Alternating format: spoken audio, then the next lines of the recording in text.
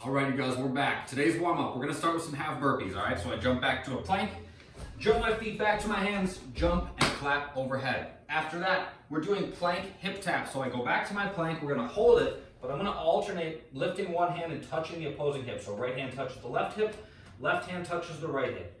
I just gently go back and forth, nice and slow.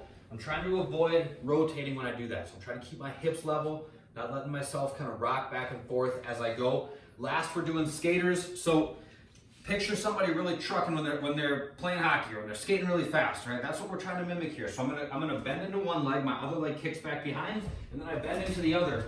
You guys can kind of adjust the pace depending on where you're at.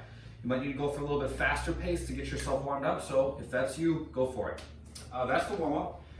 The workout, we're just going to use 3 movements today, and the equipment and the bodyweight version are going to be largely the same. Okay, we got 3 movements. For the equipment version, we're going to do suitcase step up. So I have a dumbbell per hand, and I'm just going to step up and then back down on each side, alternating sides as I go. So my right foot steps up. Notice that I stand all the way up on my right leg before my left foot planks. Then I step down with my left, and then up with my left.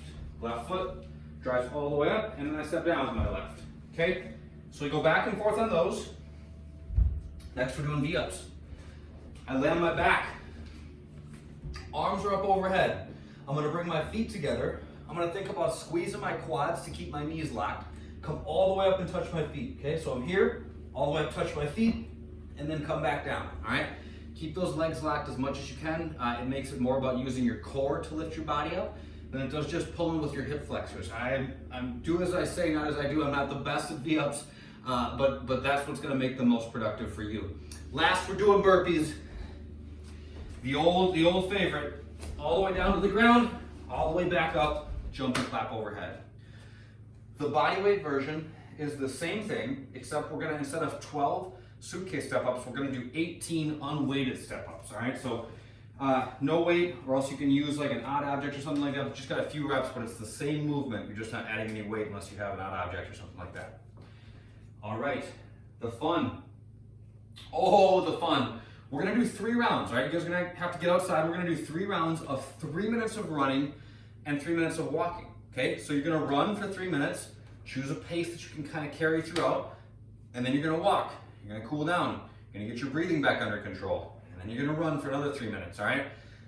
On paper, 3 minutes isn't a super long time, but if you're sprinting, it's not gonna last for 3 minutes. So kind of keep that in mind as you go and see how far you can get throughout the course of those 3 total rounds. 3 rounds of 3 minutes of running, 3 minutes of walking.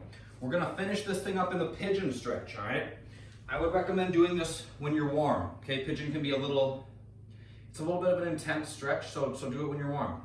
I'm gonna there's 2 ways to do this. The more entry-level way is my right ankle goes on top of my left knee, then I put my right arm through my right leg, grab a hold of my shin, and lay back, just gently pulling my leg back towards me, okay?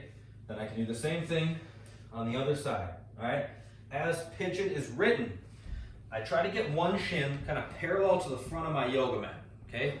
And then I'm gonna walk my hands back to alongside my hips, so that the weight of my upper body helps create some rotation into my hip. That's what we're really going for here. I'm extending this hip, and this hip I'm working on rotating while it's flexed, okay?